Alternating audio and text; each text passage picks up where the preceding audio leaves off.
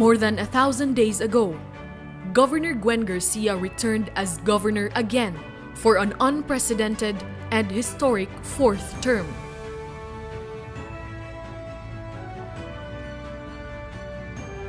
More than 100 days ago, Gwen Garcia was re-elected with an unprecedented and historic 1.4 million votes, leading her opponent by 1.1 million votes, giving her an unprecedented and historic fifth term. These are the 1,100 days.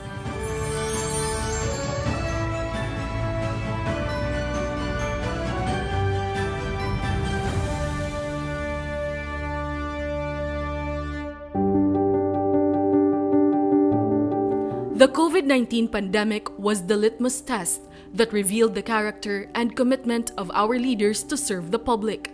Cebu blazed the trail for the entire country in COVID-related policies, sometimes controversial, but always reasonable and necessary at the time.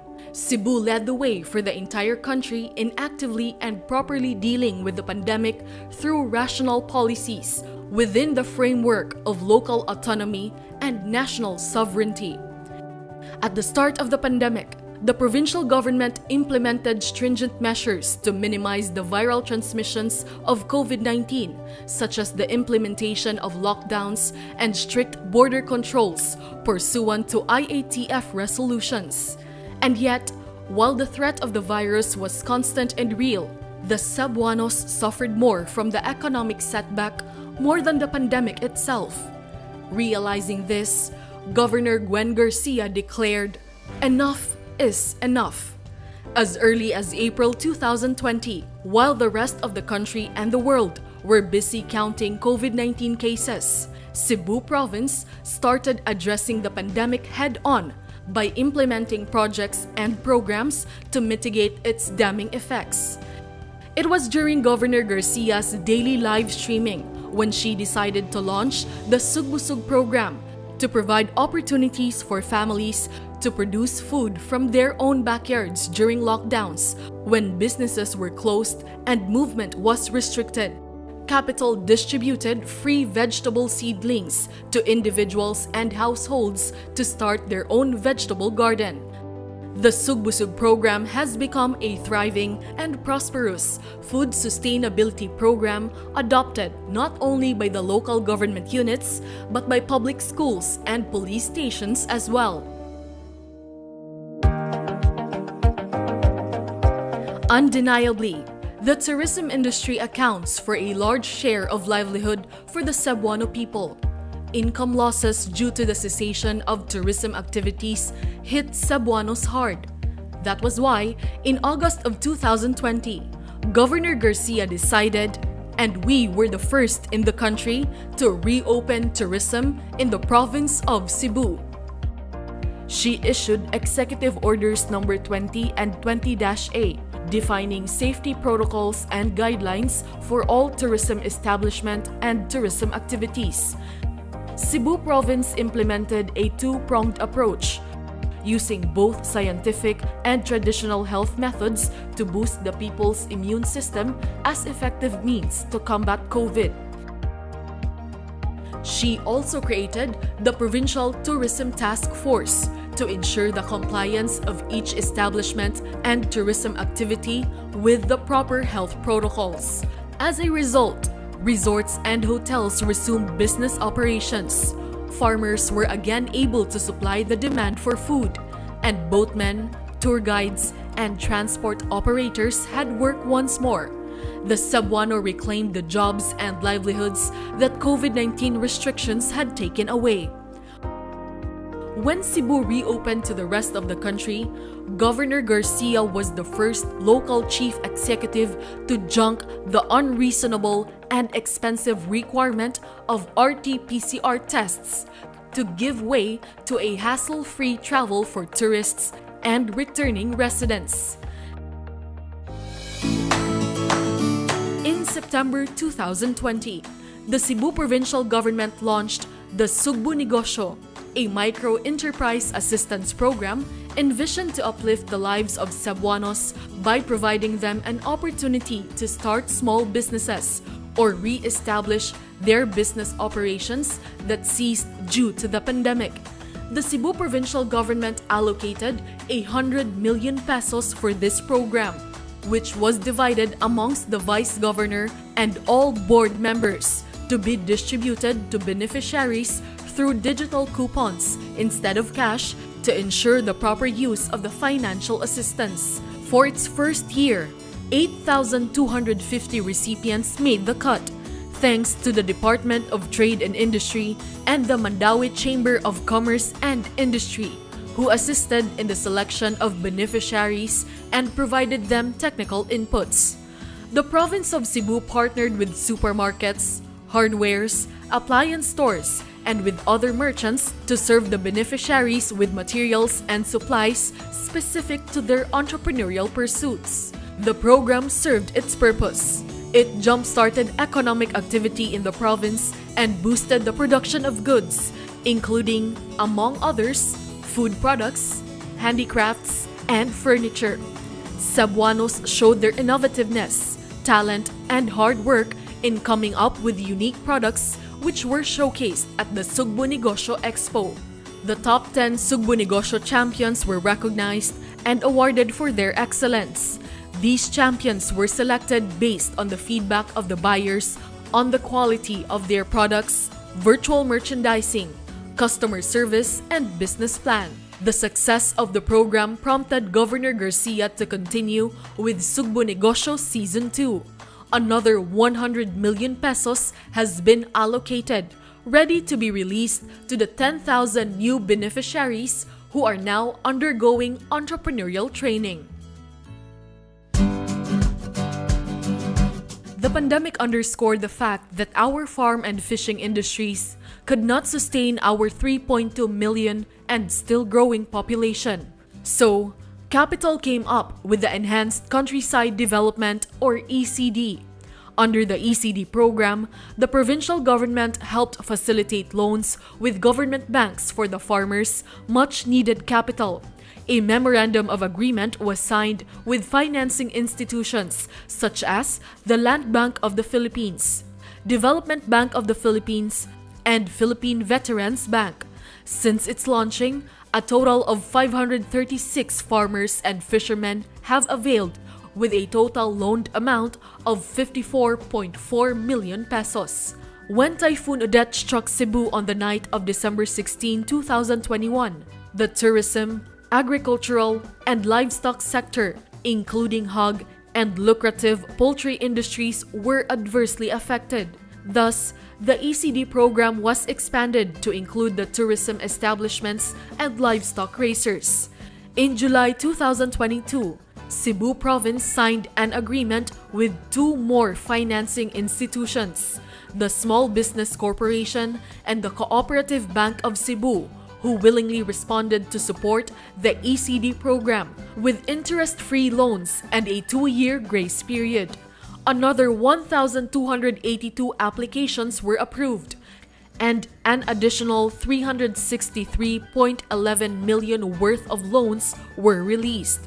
As part of the province's ECD program, a hybrid corn model farm in the town of Midillian was established to encourage sugarcane farmers to shift to corn production, which was more profitable. Corn production could yield a 49.19% return of investment for the Cebuano farmers. Presently, Cebu, which was originally known for its mass production of corn generations, could only supply 1% of the demand. A discussion with the Midillian farmers and officials of Cebu Province and the Department of Agriculture opened the possibility that they would be shifting to a more viable crop. In order to enhance our human resource by providing them with technical skills, Capital launched the Sugbo Kahanas program. Capital again allocated 100 million pesos divided among the Vice Governor and the board members for a comprehensive province-wide investment in skills development training. The provincial government partnered with TESDA, which facilitated the training of the beneficiaries through accredited techno-vocational institutions. The provincial government provided the starter toolkits, daily allowances, and 100,000 pesos worth of GSIS accident insurance. The program implemented at least 22 qualification trainings such as welding, cookery, bread and pastry production, massage, and dressmaking. Once graduated, the beneficiaries would receive their coveted NC2 certificates from TESDA, which is internationally recognized. CEBU Cahanas has given Cebuanos the chance for a better life, learning skills that could help them land better jobs or start their own micro-enterprises. Since its launch in November 2021, the program reached a 100% implementation rate with a total of 4,329 trainees. As of September 30, 2022, 91% of them have already graduated, with the remaining students just waiting for graduation this month.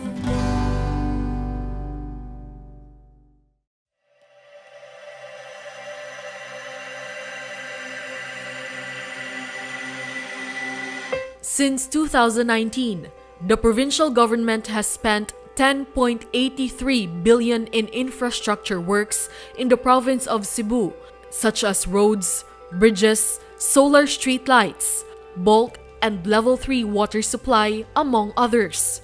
The provincial government has concreted close to 450 kilometers of provincial roads, amounting to at least 7.4 billion pesos. A total of 2.3 billion pesos worth of barangay road concreting projects have also been implemented across the province, spanning 175 kilometers. Capital also spent 141 million pesos to build and repair bridges and box culverts in the last 3 years, and has also invested at least 664 million pesos to construct various buildings, including school buildings, barangay and multi-purpose halls and covered courts. To complement its massive road concreting program, the provincial government has rolled out a solar street lighting project for concreted roads worth 11.8 million pesos across the province. The capital-led waterworks projects implemented in the last 3 years also reached the amount of at least 400 million pesos. The provincial government continued to upgrade our hospital facilities and medical services since the health sector was greatly affected by the COVID-19 pandemic. The provincial budget for health was considerably increased from 1.5 billion in 2019 to almost 8 billion in 2022, another remarkable step for the provincial government of Cebu. From this budget, the provincial government of Cebu will prioritize the upgrading and modernization of the hospitals and health facilities managed by the provincial government. The province of Cebu's vaccination rate, now at 72.51% of the total population as of October 2, 2022, exceeded the 70% vaccination target rate set by the national government. Provincial government conducts a caravan of provincial government services, where the locally elected officials and officials from national line agencies visit every district and bring these services to the people in the countryside. These services include the conduct of dental and medical missions, distribution of assistive devices for persons and children with disabilities, and giving aids to the elderly. Since it started in 2021, a total of 2,261 assistive devices were distributed. These are adult and pediatric wheelchairs, walkers, quad canes, walking sticks, and crutches. Other services also include the conduct of agri-fishery and veterinary consultations. In the previous rounds, insurance payments were distributed to farmers who lost their crops due to calamities. To date, the Philippine Crop Insurance Corporation has already paid almost 500,000 pesos worth of insurance claims. The provincial government has paid for the insurance premium of the farmers' crops, their farmlands, and even our boatmen. In the past 3 years, the province insured 10,000 hectares of farmlands, 95,000 banana plants and mango trees, 4,000 fishing vessels. Incentives for the barangay volunteer workers were also distributed during caravans, which has since increased 3 times over the past 3 years. Particularly for the barangay health workers, barangay nutrition scholars, barangay animal health aides, barangay daycare workers. Their annual cash incentives increased from 2,400 to 5,000 this year. The barangay tanods also received an increase from 1,600 pesos to 3,000 pesos. The gender and development focal persons are also receiving a cash incentive worth 1,500 pesos annually. Furthermore, the province continued to provide GSIS accident insurance, medical reimbursement, and burial assistance for all barangay officials and frontliners. In education, Capital started the distribution of school supplies to over 800,000 public school children from kindergarten to senior high school levels in all municipalities and component cities in the province. The provincial government allocated 163.97 million pesos for the procurement of their school supplies such as bags, notebooks, writing pads, pens, folders, among others. The conflict between Cebu Province and Manila Water was finally resolved. The provincial government and Manila Water Consortium Incorporated, which was recently acquired by Mr. Enrique Razon, signed on March 29, 2022, a memorandum of agreement to revive the joint bulk water venture in the northern Cebu town of Carmen, marking a milestone to settle the years-long dispute from the tarnished joint investment agreement the provincial government and Manila Water had in 2012. Under the new agreement, Cebu Province and MWCI will revert to the original contract, with the province acquiring 49% of share and will be paid cash dividends worth 149.1 million pesos over the next 3 years beginning in 2023. The consortium will also pay a settlement amount of 22.1 million pesos to the province in a form of corporate social responsibility projects.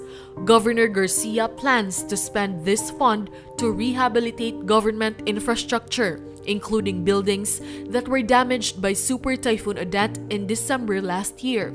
In return, the provincial government will recall its notice of breach issued in August 2019 and withdraw its notice of existence of a dispute dated December 2019. The province continues to recover its provincial properties. Just 10 days ago, 16 land titles out of 47 parcels of land were turned over to the province by the Department of National Defense and the Armed Forces of the Philippines. Capital finally recovered portions of the 80 hectares of the province-owned lots occupied by the military in Barangay Apas that ended the decades-long conflict with the AFP Central Command. Meanwhile, negotiations with the military on the return of the remaining 31 more lots continue. To put an end to the issue on the 93-1, which has been extended for almost 3 decades, Capital decided to deal directly with the occupants through their homeowners association to assist them in settling their payments for the acquisition of their occupied lots through favorable terms with Pag-ibig or the Socialized Housing Finance Corporation. The province of Cebu will finally be compensated for these lots, and the fruits of these could well translate into more infrastructure programs and other basic services for the constituents from the province of Cebu.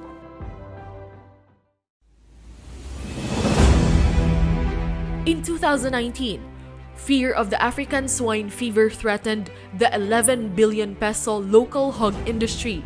Governor Garcia took the initiative and issued 5 executive orders to impose a ban against the entry of pork and pork-related products. Until now, Cebu remains to be ASF-free.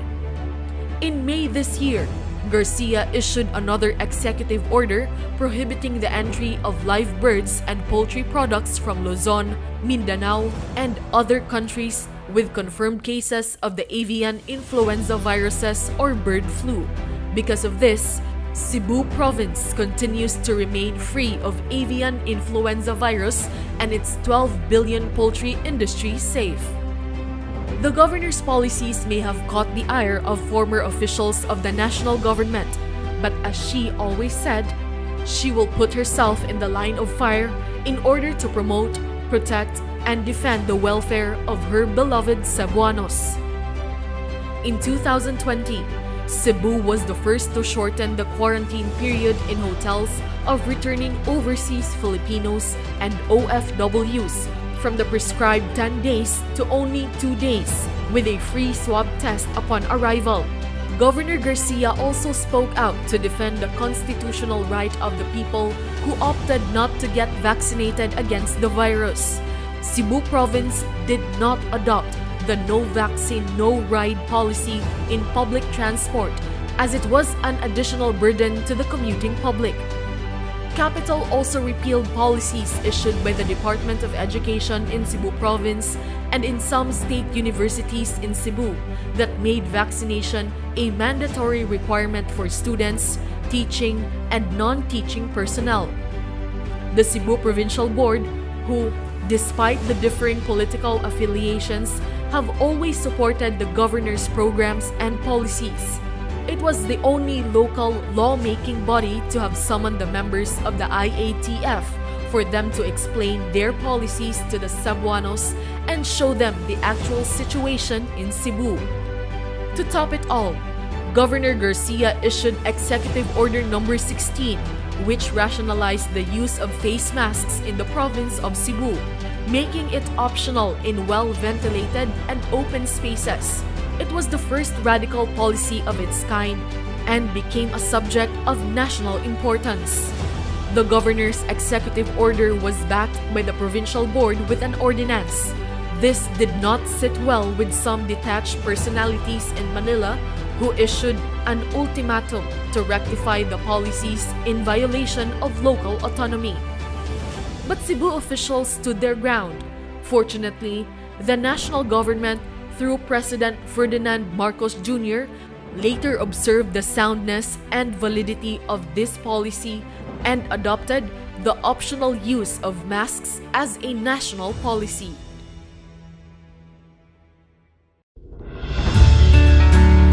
If there was a silver lining to all of this, it was the impeccable show of unity and solidarity by the elected and appointed government officials of Cebu, from the provincial level down to the municipalities and component cities, including the independent charter cities of Cebu, Mandaue, and Lapu-Lapu. The unity was shown when Cebu adopted a One Cebu Island policy in dealing with the pandemic and other challenges that came. This power of unity resonated in the last elections when Cebu, as an island, massively rallied behind the candidacy of President Ferdinand Marcos Jr. and Vice President Sara Duterte, delivering the highest number of votes for their tandem in the country. This unity and solidarity as a One Cebu Island is highlighted once more in the One Cebu Island Governors Unity Volleyball Cup or GovCup, with the cities of Lapu-Lapu and Cebu City joining the tournament, and when the two chartered cities participated in the recent Pasigarbo sa Sugbo Festival of Festivals as guest performers. Last August 28, the Pasigarbo sa Sugbo was held after a 2-year hiatus, in time for the month-long celebration of Cebu Province's 453rd founding anniversary. For the first time since its staging in 2007, it was participated by a record of 50 contingents from towns and component cities. An amazing success. The mayors, creative artists, and the dancers from all over the province meet the challenge of staging the best and biggest Pasigarbo yet. The festival earned praises from the First Lady herself, Attorney Liza Araneta Marcos, who attended the awarding ceremony, saying that the Pasigarbo is a living testimony to the ingenuity of Filipinos in the arts and culture. For the first time, the audience, both in live and online streaming, were involved in choosing the winners through online voting. On August 6, 2022, we celebrated our 453rd founding anniversary with the support of our Tri-City mayors and our congressmen. We brought back the Agri Fair from the towns and cities of the province after a 2-year absence due to the pandemic. One Cebu Expo in SM City Seaside was held that featured home accessories, fashion jewelry, handicrafts, and delicacies from towns and cities, and world-class furniture. The province also partnered with Robinson's Galleria in the staging of Our Cebu Experience, a trade fair that showcased different noteworthy experiences in Cebu, including food and travel destinations for everyone to experience.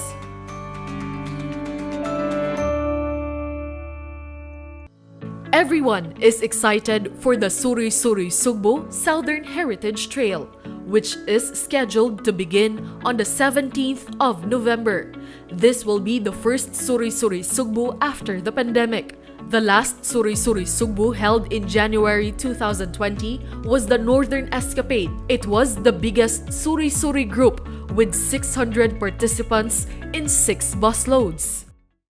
Governor Garcia exercised unbending political will in dealing with environmental issues that afflicted not only the potential of the municipalities as a tourism hub, but more importantly, the well-being of the Cebuano people.